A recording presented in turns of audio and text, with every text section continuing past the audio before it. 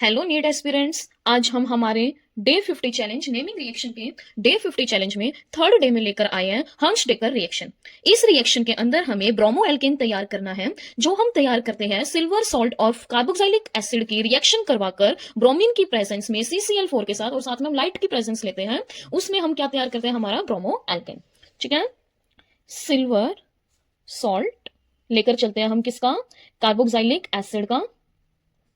उसकी रिएक्शन करवाते हैं हम किसके साथ, ब्रोमीन के साथ या फिर क्लोरीन के साथ। ठीक है, किसकी प्रेजेंस में, CCl4 की प्रेजेंस में, और साथ में क्या लेकर चलते हैं, हीट या फिर लाइट। और एज अ प्रोडक्ट हमें हमारा क्या मिल जाता है, ब्रोमो या फिर क्लोरो एल्केन। साथ में हमें साइड प्रोडक्ट मिलेगा जो आपका रहेगा AgX, और क्या रिलीज होगी, CO2। यहां से हमें पता चल गया जो हमारी हैंस-डेकर रिएक्शन है, एक टाइप की क्या है, डीकार्बोक्सिलेशन रिएक्शन, डीकार्बोक्सिलेशन रिएक्शन।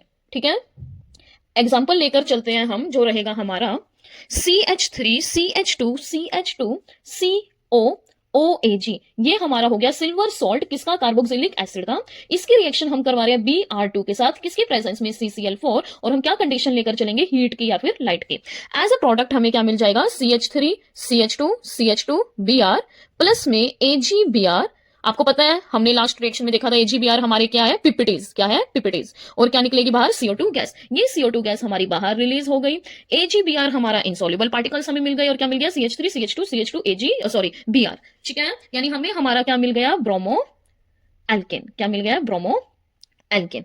ठीक है, अब इसमें जो हमारी कंडीशन है वो क्या है बेटा, हमें क्या लेकर चलना है, हमारा सॉल्वेंट। क्या लेकर चलना है, सॉल्वेंट, जो हमारा कैसा है, इनर्ट नेचर का। कैसा है, इनर्ट नेचर का, मींस ये हमारा ब्रोमीन के साथ या सिल्वर सॉल्ट के साथ रिएक्शन नहीं करेगा। ठीक है, दूसरी बात हमें क्या लेकर चलनी है, हीट या फिर लाइट।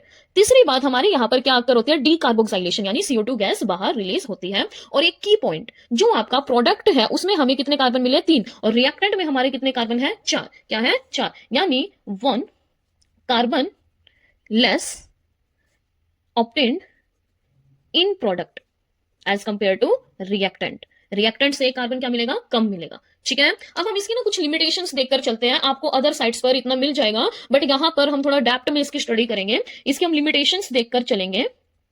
ठीक है, हमारी मेन 4 लिमिटेशन रहती है। फर्स्ट लिमिटेशन हमारी रहेगी, इट इज गुड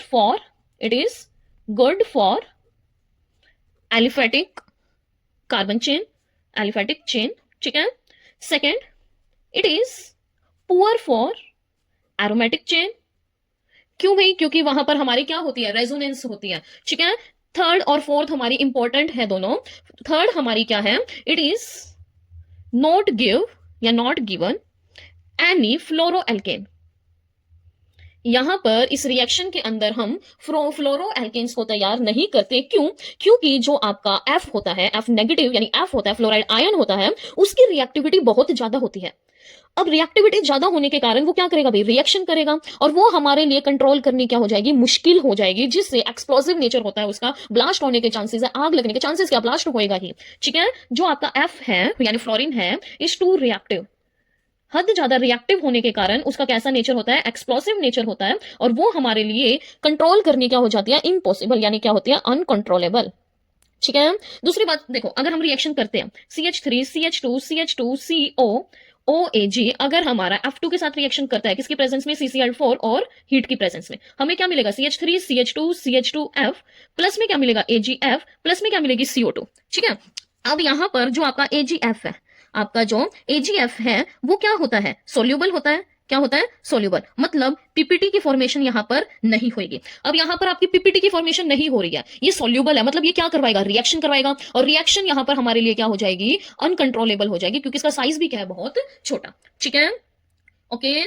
दूसरी बात, यहां पर जो आपका CF बॉन्ड है वो बॉन्ड क्या होएगा, स्ट्रॉन्ग, क्या होएगा, स्ट्रॉन्ग। ठीक है, इसलिए यहां पर हम फ्लोरो एल्केन को तैयार नहीं करते। Fourth, it is given unstable iodo alkanes. अब यहां पर ये हमें आयोडो एल्केन प्रोडक्ट दे देगा, लेकिन वो प्रोडक्ट आपका क्या होएगा, अनस्टेबल। क्या होएगा, अनस्टेबल। यहां पर जो आपका आयोडो एल्केन मिलेगा वो क्या है, अनस्टेबल। क्यों, क्योंकि जो आपका आयोडो एल्केन है उसमें जो आपका CI बॉन्ड रहेगा वो काफी वीक रहेगा। क्या रहेगा, वीक। क्यों, जो आपका I है यानी आयोडीन है, उसका साइज क्या होता है, बड़ा बड़ा साइज, लार्जर होने के कारण यहाँ पर बॉन्ड क्या रहेगा, वीक। वीक होने के कारण ये किसकी तरह एक्ट करेगा, एज अ गुड न्यूक्लियोफाइल, ठीक है, जिसके कारण ये एक जल्दी से रिएक्शन करेगा और वो भी हमारे लिए कंट्रोल करनी क्या हो जाएगी, इम्पॉसिबल। ठीक है, तो यहां पर हमें क्या मिलता है, सिर्फ और सिर्फ ब्रोमो एल्केन और क्लोरो एल्केन। यहां पर हम ना तो फ्लोरो एल्केन को तैयार कर सकते ना ही आयोडो एल्केन को। आयोडो एल्केन बनता तो है लेकिन वो क्या होता है, अनस्टेबल। क्या होता है, अनस्टेबल। ओके,